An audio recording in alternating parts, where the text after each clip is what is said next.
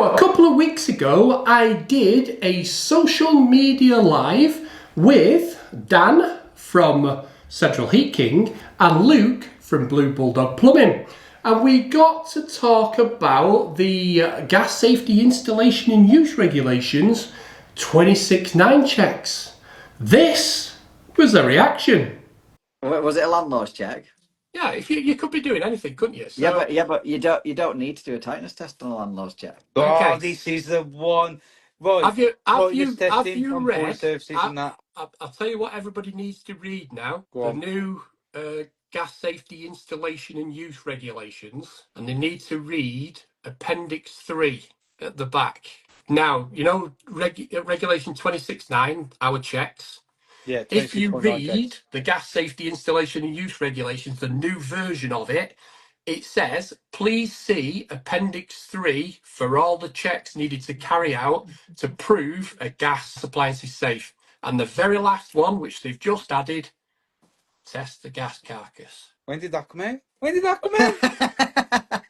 So, to answer Luke's question, the gas safety installation and use regulations were first published in 1994, but were revised in 2018. So it got me thinking, and I thought I better do a video on what is required under the gas safety installation and use regulations 26.9 checks, and have a close look at Appendix 3.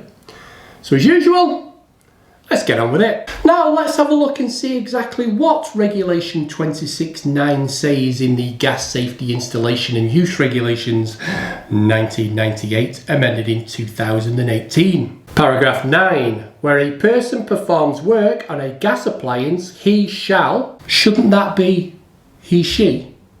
Anyway, let's continue. Immediately, therefore after, examine A. The effectiveness of any flue. B. The supply of combustion air. C. Subject to subparagraph C.A. its operating pressure or heat input, or, when necessary, both. C.A. If this is not reasonably practicable, to examine its operating pressure or heat input, or where necessary both, its combustion performance, and D, its operation so as to ensure its safe functioning. Now let's look at this individually. Let's start at A. What does it mean by the effectiveness of the flue? Well, that could mean on something like an open flued appliance, you might have to do your flue flow test or your spillage test, depending on what tasks you're doing. The supply of combustion air could be checking air vents to make sure they've not got fly screens or blocks, and that you measure them correctly so they are the correct size for that appliance. Now C is subject to paragraph CA, that's the next one, we'll have a look at that closely in a minute. Its operating pressure or its heat input. Its inlet pressure could mean down here, actually on the isolation valve, or inside on the gas valve, and its heat input is actually its gas rate. It then goes on to say where necessary both. So when would you do the heat input and the inlet pressures? Well, that could be when you're commissioning a brand new appliance and testing to see whether it's working correctly or not. Now the next one, CA, which is this next one down, it says if it's not reasonably practicable to do its operating pressures or its heat input or both, then it says you can do its combustion performance test.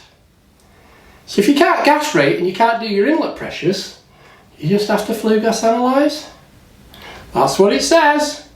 And then finally, D, which is to check its safe functioning, which would technically be checking the FSDs or flame supervision devices on the appliance to make sure they knock out within time if the flame gets extinguished. Now, I don't know about you, but to me, this is very vague, the information that's given, and engineers can pretty much interpret that in however they want. So if you read a little bit further down the page, it points us to Appendix 3. So 241 says Appendix 3 provides details of the appropriate tests and examinations that should be carried out. It then goes on to say a list of the relevant standards can be found in the legislative, nominative and informative document list. So let's take a look at Appendix 3 and see if this makes it clearer on the tests we need to carry out when we're doing our 26.9 checks. Now, number 1 on Appendix 3, remember this is guidance, it says. This appendix summarises the main points that need to be addressed as appropriate in installation, commissioning, maintenance or safety check work on gas appliances and flues and chimneys servicing these appliances. Additional matters may require attention in particular circumstances. References should be made to the relevant legislation, e.g. building regulations, manufacturer's instructions and appropriate standards where applicable for further information. Number 2. Gas engineers carrying out installation, commissioning, maintenance or safety check work should ensure that. So, let's have a look. A. The appliance is suitable and if necessary, adjust the gas type that is being supplied to the appliance.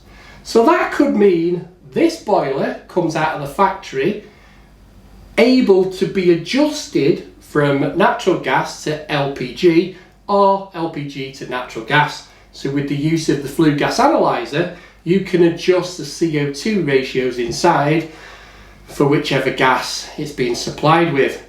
So always make sure it's on the correct gas supply. B. The appliance is suitable for the room that it's located in. So, is this cooker installed in a bedsit smaller than 20 meters cubed, or is it installed in a shower room or a bathroom? C is all about adequate ventilation. And even I'm not sad enough to remember everything what's in this section, so let me read it out the book. C. The room or space where the appliance is located is adequately ventilated and that the means of ventilation is suitable to provide a sufficient permanent supply of air to the appliance for safe combustion of gas. Accounts need to be taken of 1. The volume of the room or space, 2. Where draft exclusion or new windows have been fitted or other changes that could affect ventilation have been made to the room containing the gas appliance or appliances. 3. The location, type, size and configuration of air bricks and other permanent air vents. 4. Where air inlet ducts of the room sealed appliances are correctly located and remain unobstructed. And finally 5. Any other factors that could affect the adequacy of the air supply. D.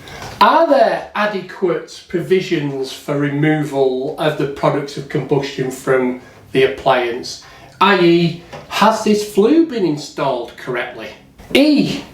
Where it can be measured, measure the operating pressure, inlet pressure and or gas rate of the appliance.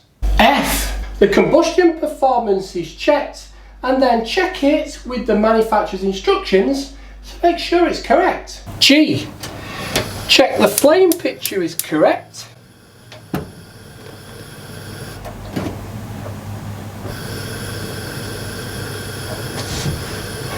And H.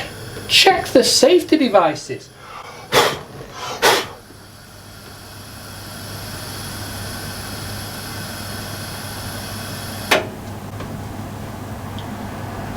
I. The case seals are creating an effective seal, and that could mean carrying out a 2-minute sweep test around the casing of the boiler, or it could be